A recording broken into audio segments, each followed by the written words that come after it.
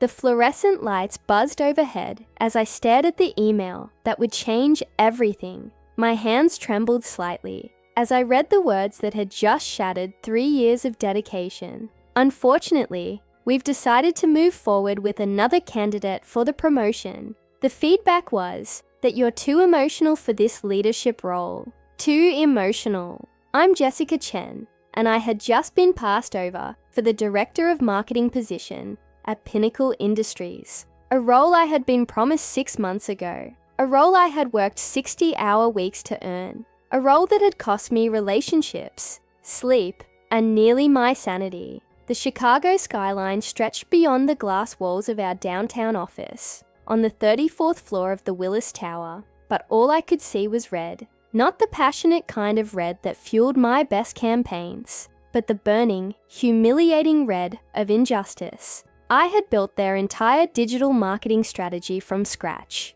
increased their revenue by 340% in 2 years, and led a team through the most successful product launch in company history. The Zenith software campaign had won 3 industry awards and generated $2.8 million in revenue in just 6 months. But I was too emotional. The email continued. Sarah Jenkins brings a more stable and measured approach to leadership that aligns with our company values. We appreciate your passion, but we need someone who can maintain composure under pressure and work more collaboratively with stakeholders. Collaboratively, stable, measured, all code words for doesn't challenge us, doesn't push boundaries, and makes us comfortable. Jessica, Marcus Williams, my colleague, and the only person in this corporate wasteland I considered a friend, appeared at my cubicle. His dark eyes immediately caught the tension in my posture.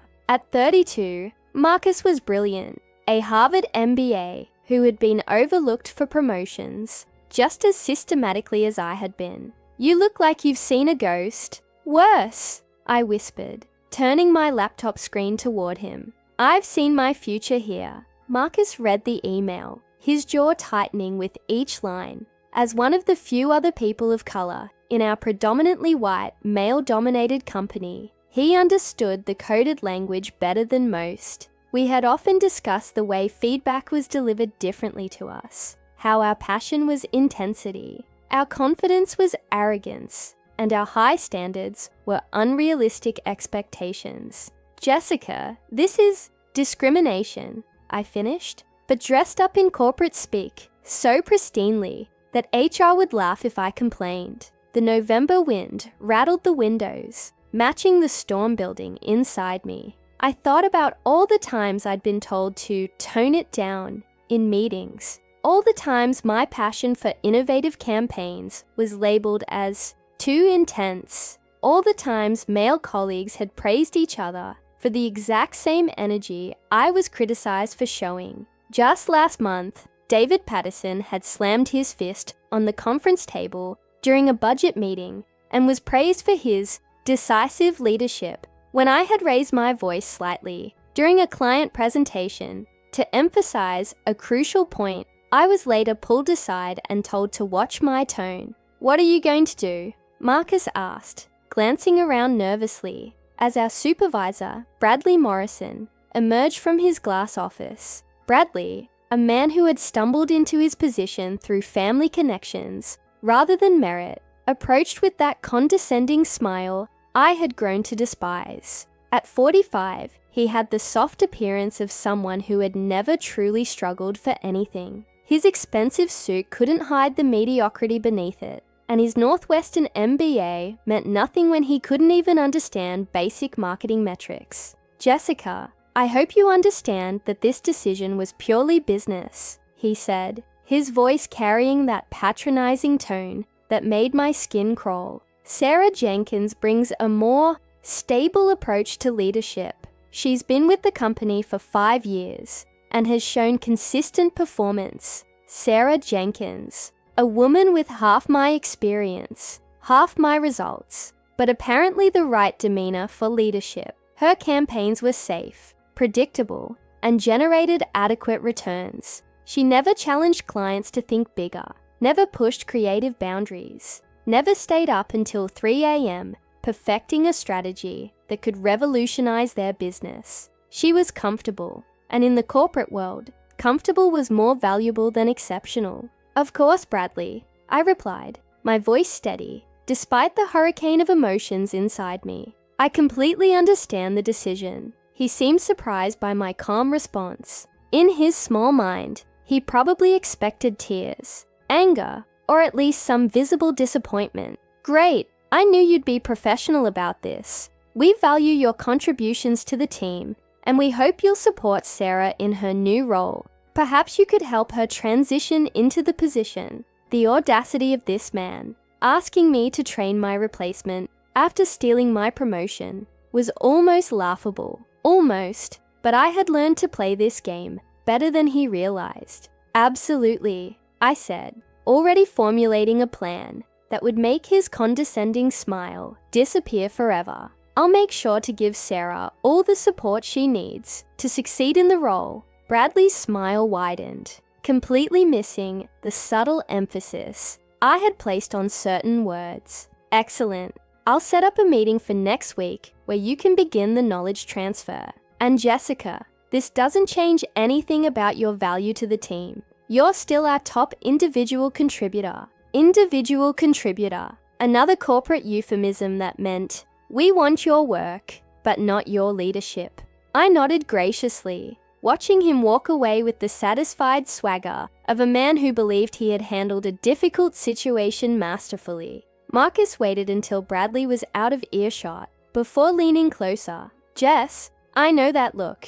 What are you planning?" "Nothing dramatic," I said, closing my laptop with deliberate calm. "I'm simply going to give Sarah all the support she needs." That evening, I sat in my Lincoln Park apartment, rain streaking down the windows, as I opened my laptop on the kitchen counter. The city lights blurred through the water droplets, creating an abstract painting of possibility that seemed to mirror the ideas swirling in my mind. My apartment was modest, but comfortable. A one-bedroom space with exposed brick walls and large windows that I had decorated with the kind of bold modern art that Bradley would probably call too aggressive. I poured myself a glass of wine, the good bottle I had been saving for my promotion celebration, and started typing. My fingers flew across the keyboard as I outlined the business plan that had been forming in the back of my mind for months. Chen & Associates, a digital marketing consultancy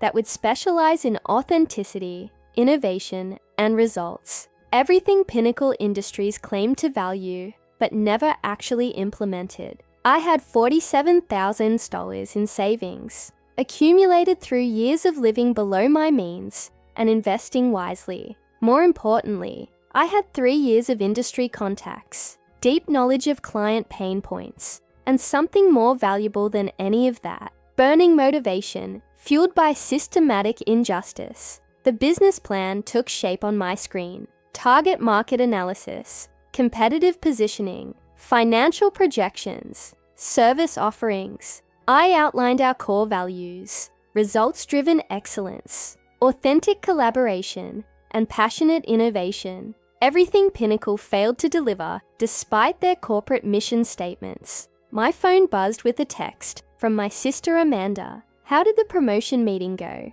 Dinner tomorrow to celebrate." I stared at the message for a long moment before responding. "It went exactly as it needed to. Rain check on dinner. I have some important work to do." Amanda called immediately. "Jess, what do you mean exactly as it needed to? Did you get the promotion or not?" "No, I didn't get the promotion," I said, continuing to type while I talked. "They gave it to Sarah Jenkins because I'm apparently too emotional for leadership." "Those bastards," Amanda said, her voice sharp with anger. "After everything you've done for that company. Jess, you should file a complaint. This is clearly discrimination." "Maybe," I said, "but I'm thinking about a different approach. Something more entrepreneurial." There was silence on the other end of the line. Amanda, older by 2 years and infinitely more cautious, worked as an accountant for a stable firm where she had been steadily promoted based on merit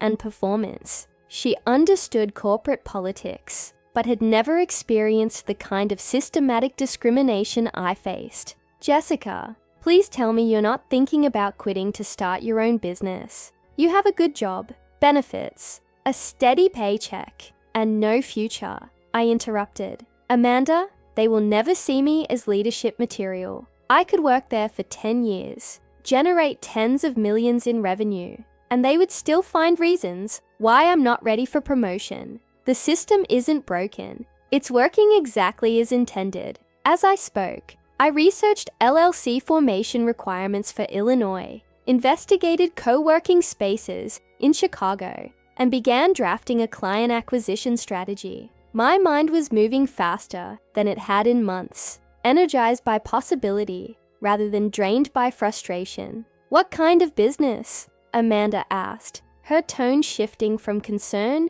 to curiosity. Marketing consultancy. I know this industry inside and out. I have relationships with potential clients, and I understand exactly what's missing in the current market. I pulled up a new document and began listing potential clients, companies I had worked with through Pinnacle, who had expressed frustration with their current agency relationships. Jess, starting a business is risky. What if it fails? What if you can't find clients? What if I succeed? I interrupted. Amanda, what if I build something that actually values talent over politics? What if I create a company where being passionate about results is seen as a strength, not a weakness? I could hear her sigh through the phone. Promise me you'll think this through carefully. Don't make any rash decisions while you're angry. I'm not angry, Amanda. I'm focused. There's a difference. After hanging up, I returned to my computer,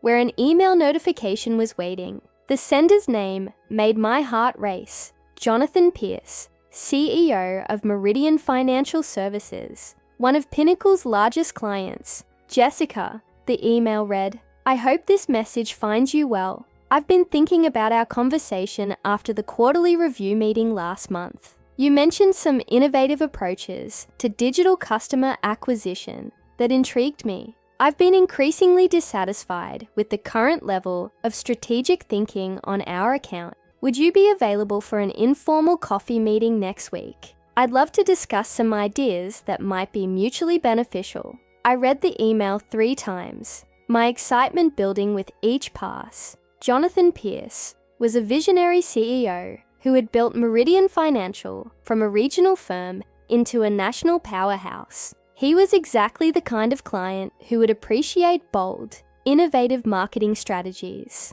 and exactly the kind of client who was probably frustrated with Pinnacle's safe, predictable approaches. I began crafting my response, striking the perfect balance between professional availability and strategic intrigue. I suggested meeting at Intelligentsia Coffee in the Loop, a sophisticated venue that would set the right tone for what I hoped would be a game-changing conversation. As I worked late into the night, developing financial projections and refining my business model, I couldn't help but smile. Bradley Morrison thought he had delivered a career-ending blow by passing me over for promotion. In reality, he had just provided the catalyst I needed to build something extraordinary. The rain continued to fall against my windows, but inside my apartment, something new was being born, something that would prove that being too emotional was actually my greatest competitive advantage.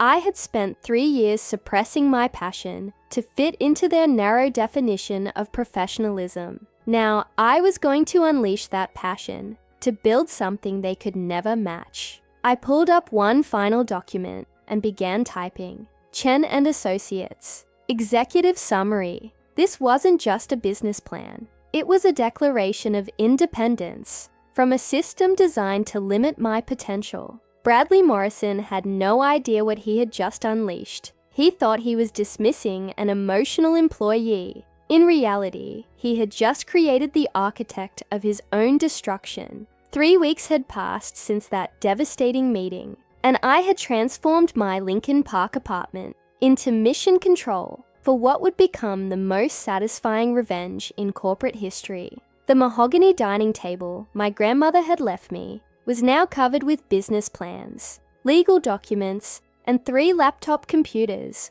humming with activity. My living room had become a war room, complete with whiteboards, covered in strategic planning diagrams, and financial projections. I hadn't quit Pinnacle yet. That would have been too easy, too predictable, too emotional. Instead, I was playing the long game, using my remaining vacation days and accumulated sick leave to build my empire, while still drawing their salary. The irony was delicious. They were literally funding their own competition. "You're really doing this," Marcus said, reviewing the incorporation papers spread across my coffee table. Snow was falling outside, blanketing Chicago in pristine white that made the city look like a winter wonderland. But inside my apartment, the atmosphere was electric, with possibility and strategic planning. "I've already secured 3 clients," I replied, showing him the signed contracts displayed on my laptop screen. Peterson Technologies, the boutique hotel chain, Downtown Lux, and remember that startup founder who spoke at the Marketing Innovation Conference last month, Daniel Richardson from TechFlow Solutions. He wants us to handle their entire market entry campaign. Marcus whistled low, reading through the contract details. "Jessica, these contracts are worth more than you made at Pinnacle in 6 months. Peterson Technologies alone is a $180,000 annual contract." "I know," I said, the satisfaction in my voice unmistakable. "And this is just the beginning. I have meetings scheduled with 4 more potential clients next week, including 2 companies that are currently Pinnacle clients." I had spent every evening and weekend for 3 weeks building Chen & Associates from nothing. The LLC was registered with the state of Illinois, complete with professional registered agent services. The business bank account was open at Chase, seated with my initial $25,000 investment. I had secured professional liability insurance, established relationships with freelance contractors, and even leased a small co-working space in the River North District. More importantly, I had already hired 2 full-time employees, both talented professionals who had also been overlooked by traditional corporate structures. Riley Martinez was a brilliant graphic designer who had been passed over for promotions at her previous agency because of her unconventional appearance and bold creative vision. At 28, she had purple hair, extensive tattoos, and a portfolio that could make Fortune 500 executives weep with envy. She had been freelancing for 6 months, earning twice what her corporate job had paid, when I approached her with an offer she couldn't refuse: creative director position, equity stake, and complete creative freedom. Riley's already started working on the brand identity for our first 3 clients, I told Marcus, pulling up her preliminary designs on my screen. "Look at this logo concept for Peterson Technologies. It's bold, modern, memorable, everything their current branding isn't." The designs were stunning. Riley had captured the essence of each client's business, while creating visual identities that would stand out in crowded markets. Her work had the kind of creative courage that corporate design committees usually killed through endless revisions and focus groups. "Then there's David Kim," I continued, switching to another laptop. "You remember him from Pinnacle?" Marcus nodded grimly. David was a data analytics genius who had been laid off during Pinnacle's restructuring last year, the same restructuring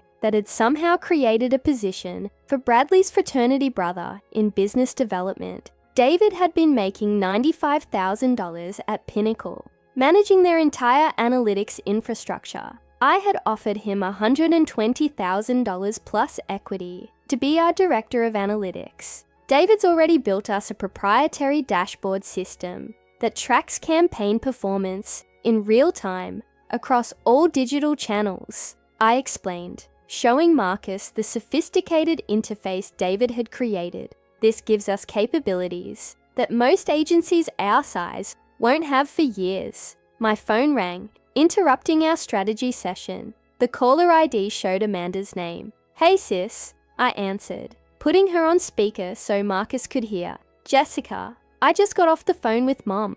She's worried sick about you. She heard you might quit your job to start some kind of business. Amanda's voice carried the concerned tone of an older sister, mixed with the practical skepticism of a CPA who had seen too many failed business ventures. It's not some kind of business, Amanda. It's a strategic move that's going to change everything, I replied, continuing to work on client presentations while we talked. But Jessica, you have a stable job, benefits, a 401k with company matching, and no future, I interrupted. Amanda, they promoted a less qualified candidate over me because I'm too emotional. Do you know what that really means? It means I care too much. I work too hard. I expect too much from myself and others. In their world, that's a weakness. In my world, it's going to be my competitive advantage. Marcus nodded approvingly as I spoke. He had witnessed firsthand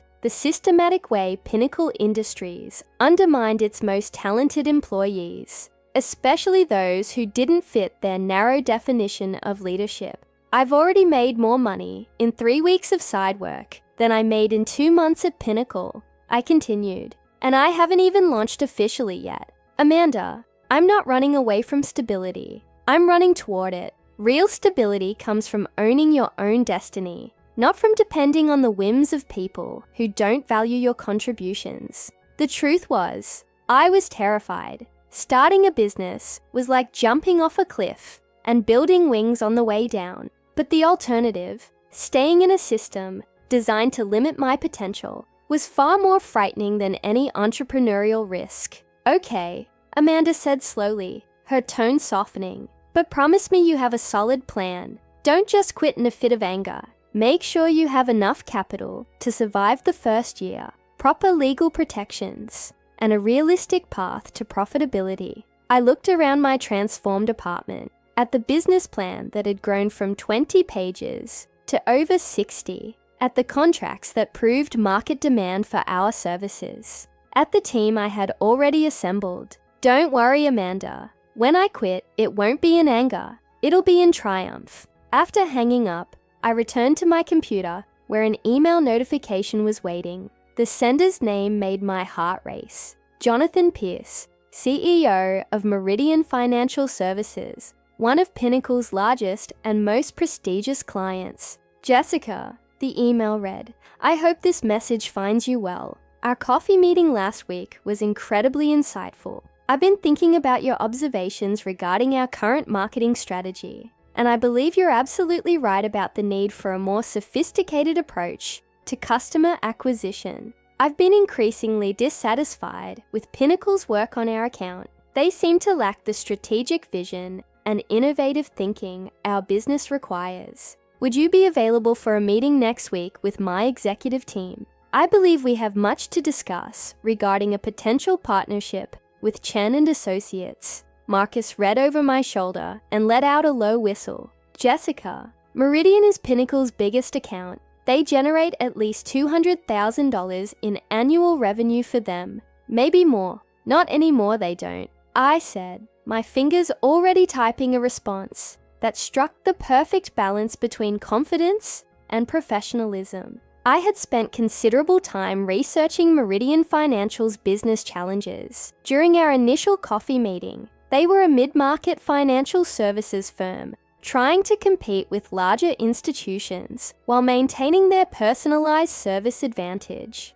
Their current marketing approach, designed by Pinnacle, was generic and unfocused, exactly the kind of safe, committee-driven strategy that looked good in PowerPoint presentations, but failed to drive real results. My proposal for Meridian was revolutionary, a data-driven customer acquisition system that would identify high-value prospects, deliver personalized messaging across multiple channels, and track conversion rates in real time. It was the kind of sophisticated, technology-enabled approach that Pinnacle could never execute because they were too invested in outdated methodologies. I'm meeting with them Thursday. I told Marcus, if we land this account, Chen and Associates will be profitable from day one. Marcus shook his head in amazement. You've built a real business in 3 weeks. Most people spend months just writing business plans. Most people don't have 3 years of pent-up frustration fueling their work ethic.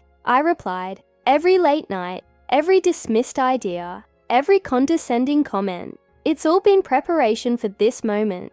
My phone buzzed with a text from Riley. Logo concepts are ready for review. Also, I've been working on a website design that's going to blow your mind. Can we meet tomorrow to go over everything? I smiled, feeling the excitement of building something meaningful with people who shared my vision. Riley's enthusiasm was infectious, and her creative talent was exactly what our clients needed to stand out in crowded markets. There's something else, I told Marcus, pulling up a document I had been working on. I'm not just building a marketing agency. I'm building a company that operates differently. Look at our employment policies. I showed him the comprehensive benefits package I had designed. Unlimited vacation time, equity participation for all employees, transparent salary bands, professional development budgets, and flexible work arrangements. Everything I had wished Pinnacle offered, but never would. Jess, this is incredible, Marcus said, reading through the policies. You're creating the kind of workplace where people can actually thrive. Exactly. The best revenge against companies like Pinnacle isn't just succeeding. It's proving there's a better way to do business. I want to show that you can be profitable and ethical, innovative and stable, demanding and supportive.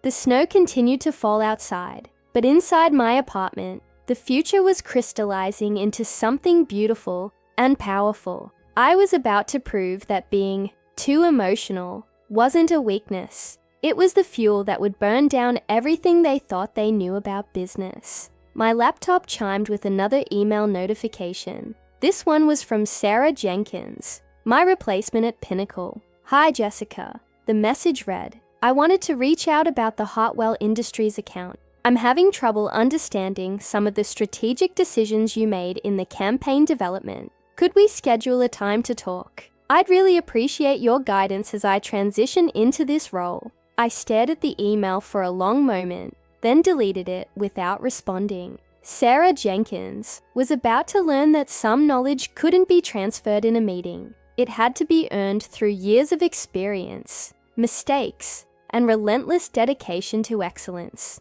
Bradley Morrison had no idea what was coming for him. He thought he had made a simple personnel decision. In reality, he had just unleashed a force that would reshape the competitive landscape of the Chicago marketing industry. I opened a new document and began outlining my resignation letter, but not just any resignation letter. This one would be accompanied by something special that would make Bradley's condescending smile disappear forever. January in Chicago was brutal, with temperatures dropping to -15 and wind that cut through even the heaviest winter coats. But inside the gleaming 42nd floor conference room at Meridian Financial Services, the atmosphere was warm with possibility and the kind of energy that comes from minds connecting over shared vision. I sat across from Jonathan Pierce, his executive team, and a contract worth $300,000 annually, more than I had made in 2 years at Pinnacle Industries.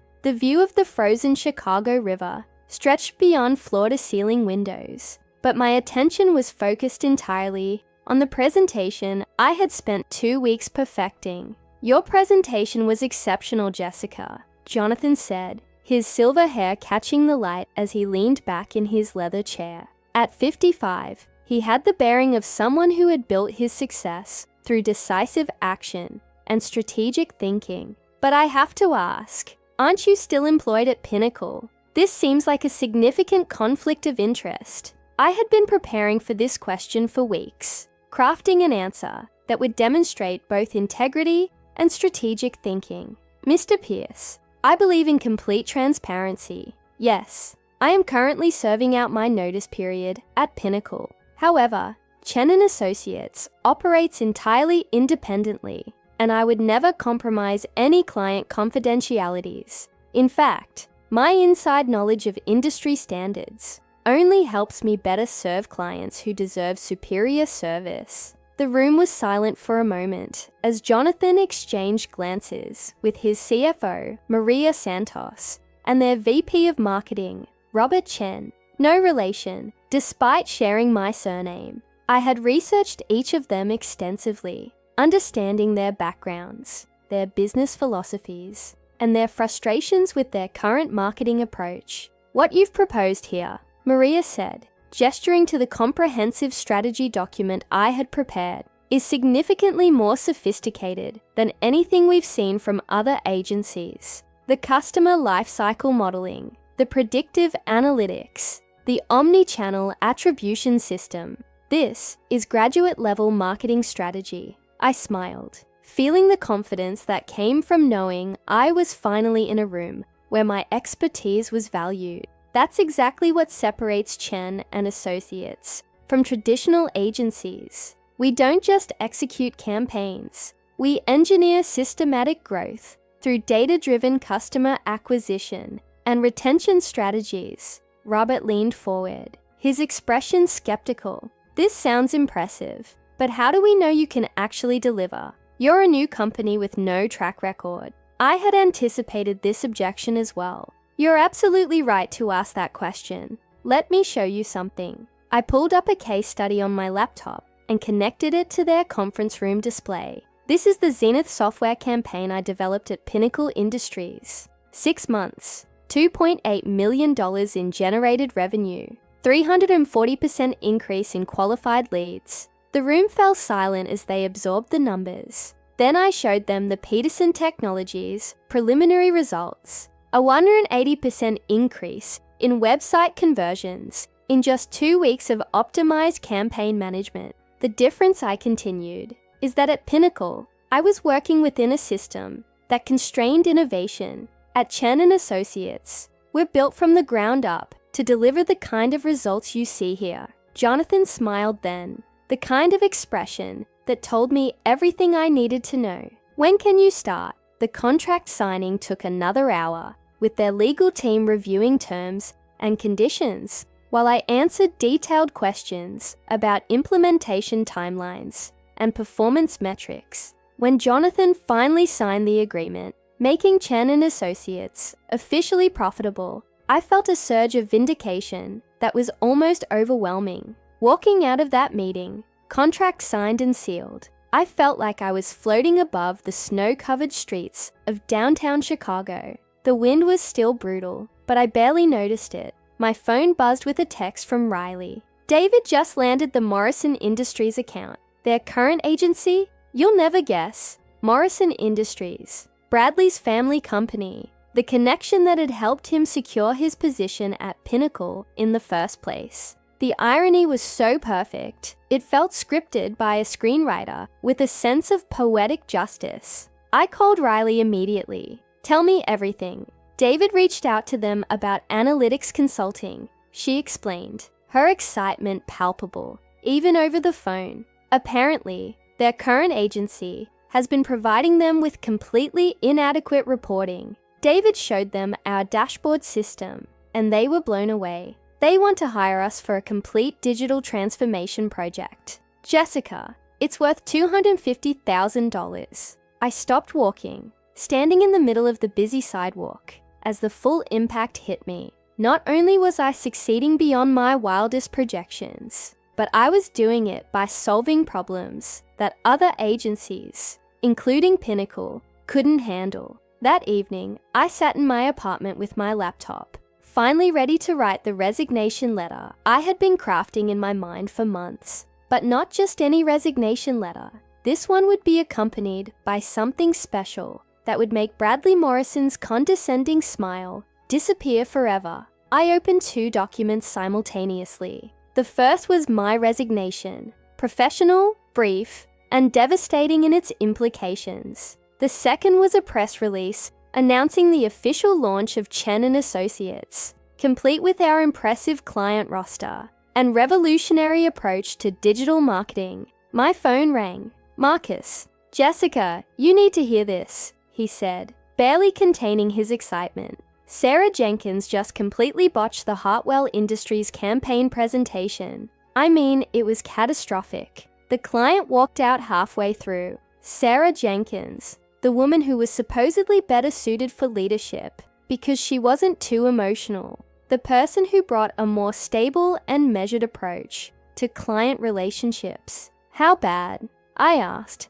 though I could guess from Marcus's tone. She couldn't answer basic questions about the strategy. When they asked about the target audience segmentation, she said she needed to circle back with the team.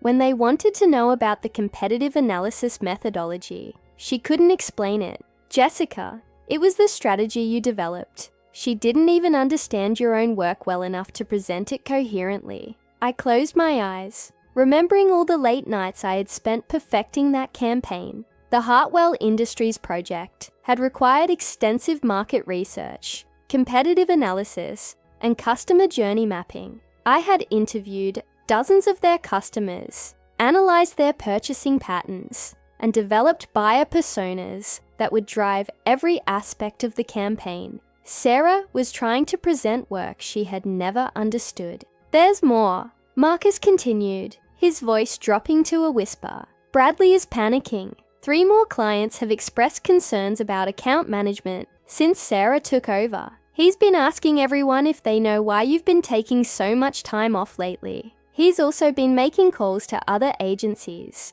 trying to poach senior talent.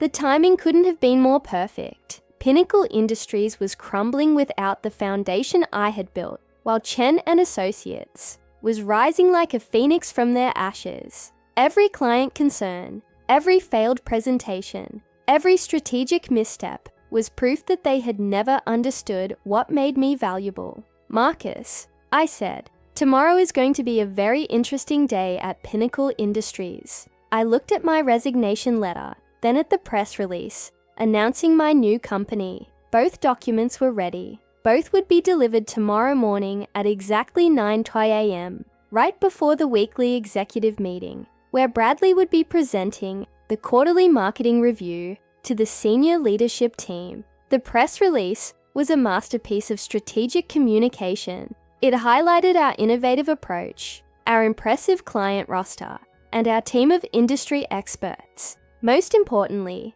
it positioned Chen and Associates as the next evolution in marketing services. Everything clients wanted, but couldn't get from traditional agencies. I had also prepared a comprehensive transition document for my replacement, detailing every active project, client relationship, and strategic initiative. It was professional, thorough, and completely useless without the institutional knowledge and relationship equity that came from years of dedicated work. As I prepared for bed, I thought about the journey that had brought me to this moment. Every dismissed idea, every interrupted presentation, every condescending comment about being too emotional had been preparation for this revolution. What they had intended as punishment had become my competitive advantage. I set my alarm for 6:00 a.m. Tomorrow, I would walk into Pinnacle Industries one last time, not as their undervalued employee, but as their new competitor. The woman they called too emotional was about to show them exactly what passion, determination, and intelligence could accomplish when they weren't being suppressed by small-minded mediocrity. My phone buzzed with one final email of the day. The sender was Dr. Patricia Williams, a business strategy professor at Northwestern Kellogg School of Management, who had been following my career since we met at an industry conference. Jessica, the email read, I've been hearing remarkable things about your new venture. Would you be interested in guest lecturing for my entrepreneurship course? I think my students would benefit greatly from hearing about your approach to strategic business development. Also, I have several MBA students who might be interested in internship opportunities with a company that values innovation over politics. I smiled, imagining Bradley's reaction when he discovered that his too emotional former employee was being invited to share her expertise at one of the most prestigious business schools in the country. I typed back, I would be honored to speak with your students. I have a story about turning workplace discrimination into competitive advantage that I think they'll find enlightening. The snow had stopped falling, and through my bedroom window, I could see the Chicago skyline twinkling with lights. Somewhere in those buildings were clients who deserved better than what Pinnacle Industries could offer. Soon, they would have it. I smiled as I drifted off to sleep, dreaming of the look on Bradley's face when he realized that the emotional employee he had dismissed was now his biggest threat. Tomorrow would mark the beginning of the end for his comfortable little world of mediocrity and politics. The revolution was about to begin. The Pinnacle Industries office had never felt smaller than it did on that Tuesday morning in January. I arrived at exactly 8:45 a.m., my resignation letter in one hand and my laptop bag in the other. The press release announcing Chen and Associates was scheduled to go live at 9 a.m. sharp, right when the executive team would be settling into their weekly meeting, right when Bradley would be presenting the quarterly marketing review that would reveal the full extent of their declining performance. The office buzzed with its usual morning energy, but I moved through it like a ghost, observing everything with the detached clarity of someone who no longer belonged to this world. The motivational posters on the walls, teamwork makes the dream work, and innovation through collaboration, seemed like cruel jokes now. This was a place where teamwork meant conformity, and innovation meant staying safely within established boundaries. "Jessica," Bradley called out as I passed his office, his voice carrying that false enthusiasm he used when he needed something. Perfect timing. "I wanted to discuss the Hartwell situation with you. Sarah mentioned she might need some guidance on the strategy you developed." The audacity was breathtaking. After promoting Sarah over me because I was too emotional, after telling me I lacked the stable approach necessary for leadership, he now wanted me to clean up her mess. I smiled, the same professional smile I had perfected over 3 years of swallowing my pride and accepting their limitations. "Of course, Bradley, but first, I have something for you." I handed him the envelope containing my resignation letter. His confident expression faltered as he opened it and began reading, his face cycling through confusion, concern, and finally something approaching panic. "Effective immediately, I am resigning from my position as Senior Marketing Strategist at Pinnacle Industries. This decision comes after careful consideration of my career goals and the company's strategic direction. I believe this change will be beneficial for both parties as we pursue our respective futures in the evolving marketing landscape." Bradley looked up from the letter, confusion clouding his features. "Jessica, this is very sudden. If this is about the promotion, we can discuss adjusting your role, maybe creating a specialized position that better utilizes your unique strengths." "It's not about the promotion, Bradley. It's about building something better." My phone buzzed with a notification. 9 a.m. exactly. The press release was now live across Business Wire services, industry publications, and social media platforms. Within minutes, it would be circulating through the Chicago business community, announcing the arrival of a new player in the marketing industry. "I don't understand," Bradley continued, his voice taking on a pleading quality I had never heard before. "What do you mean building something better? Jessica, you're a valuable member of our team. We can work something out." Instead of answering, I opened my laptop and turned the screen toward him. The press release filled the display, accompanied by professional headshots of our team and logos of our client companies. Chen and Associates launches with $2.5 million in signed contracts, pioneering new standard in digital marketing excellence.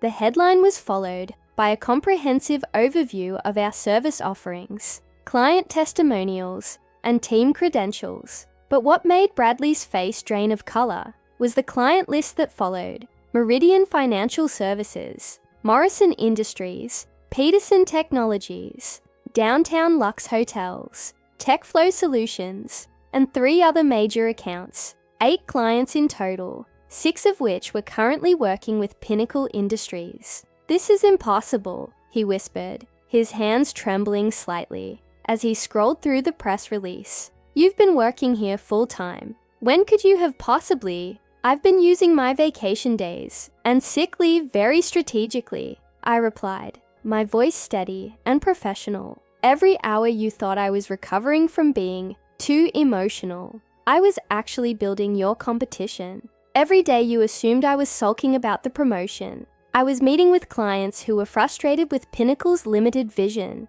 The color continued to drain from his face as the full implications hit him.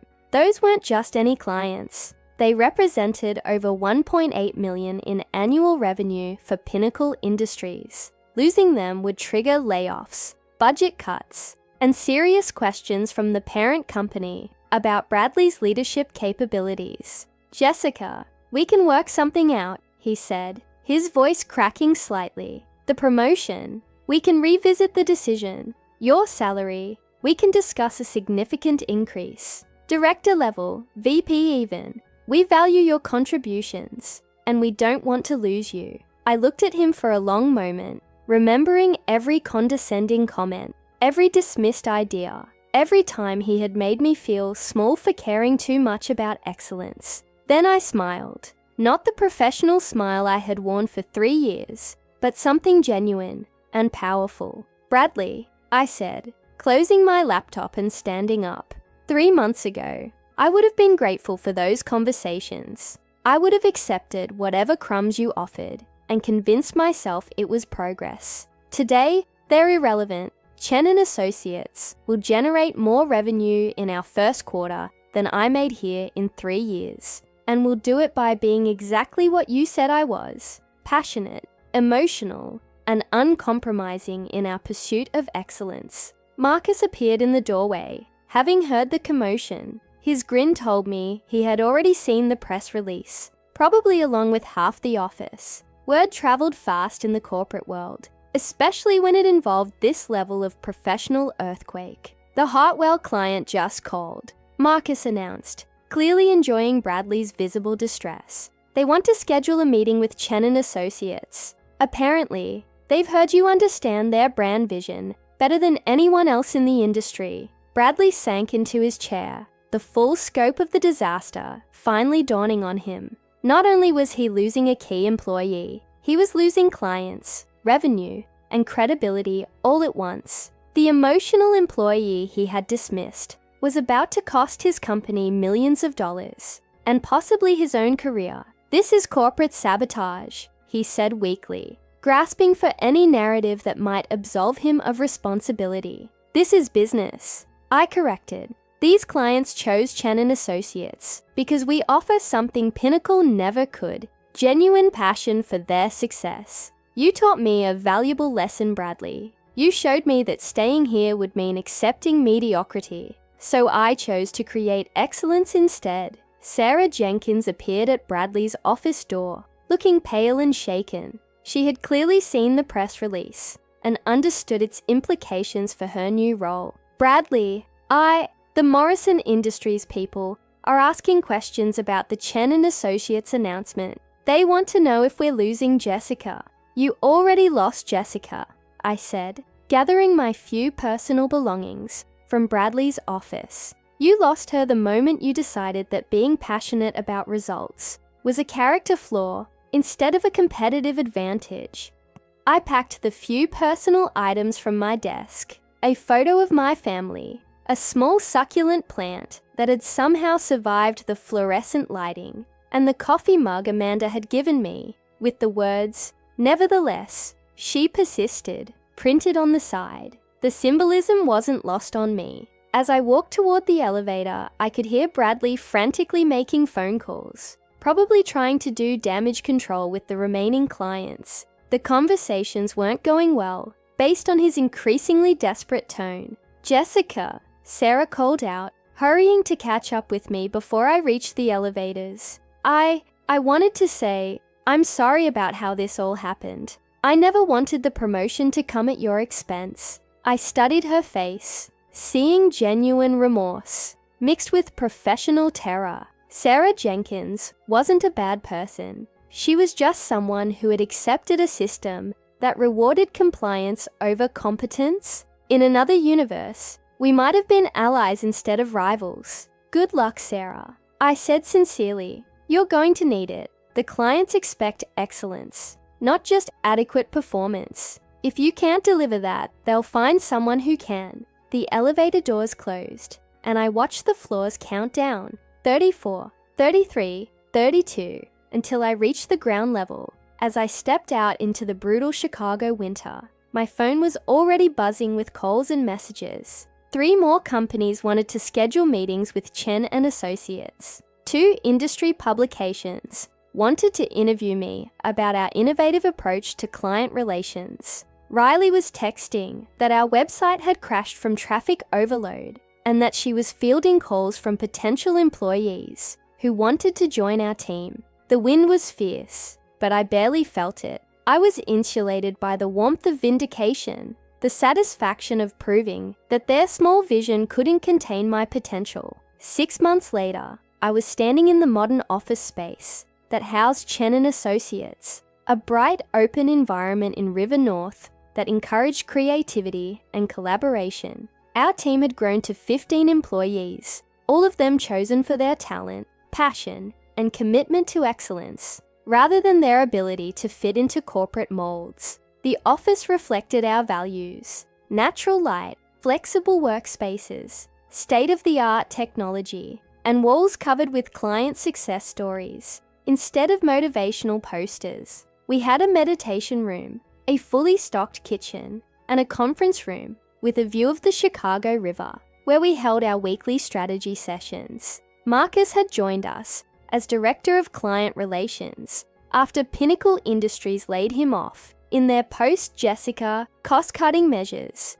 The company had lost 11 major accounts in 4 months, forcing them to eliminate 20% of their workforce. Sarah Jenkins had been demoted back to her original position after the company restructured the marketing department to focus on client retention rather than acquisition. Bradley Morrison was no longer with Pinnacle Industries. According to Marcus, he had been asked to pursue other opportunities after the parent company conducted a review of the Chicago office's performance. The official story was that he had decided to explore consulting opportunities, but everyone in the industry knew what that meant. As for Chen and Associates, we had become the fastest growing marketing consultancy in Chicago, with a client retention rate of 100%, a waiting list for our services, and inquiries from companies across the Midwest who had heard about our results-driven approach. "Jessica, we just got another request for proposal," Riley called out from her desk, where she was putting finishing touches on a campaign for our newest client. "It's from Pinnacle's former parent company. They want us to handle marketing for their entire portfolio of subsidiaries." The irony was perfect. The parent company that had once overseen Bradley's operation now wanted to hire the woman he had dismissed for being too emotional. "Send them our standard proposal," I replied. "If they want excellence, they'll pay for it." That afternoon, I received an email that made everything perfect. The subject line read,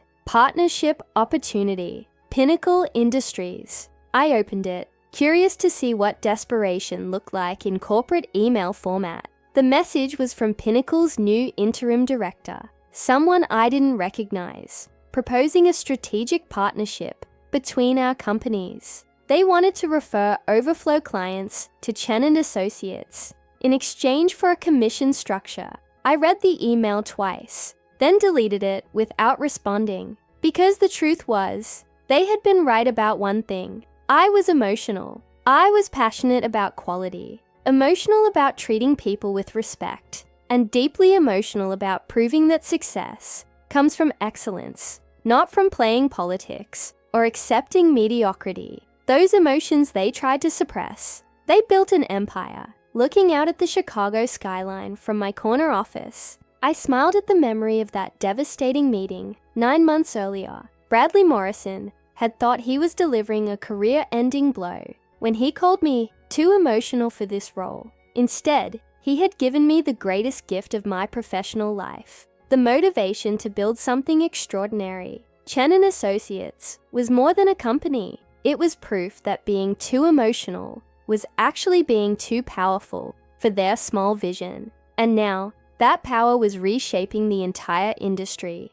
My phone buzzed with a text from Amanda. Just saw the Forbes article about Chen and Associates being named one of Chicago's fastest growing companies. I'm proud of you, sis. You proved that following your passion was the right choice. The Forbes article. I had forgotten it was coming out today. The journalist had spent weeks researching our story, interviewing clients, and documenting our unconventional approach to business growth. The headline read, "How One Woman's Emotional Leadership Style Disrupted Chicago's Marketing Industry." I pulled up the article on my phone and read the opening paragraph. When Jessica Chen was passed over for promotion because she was deemed too emotional for leadership, she didn't file a complaint or accept defeat. Instead, she channeled that emotion into building a company that has redefined what clients expect from marketing agencies. 9 months later,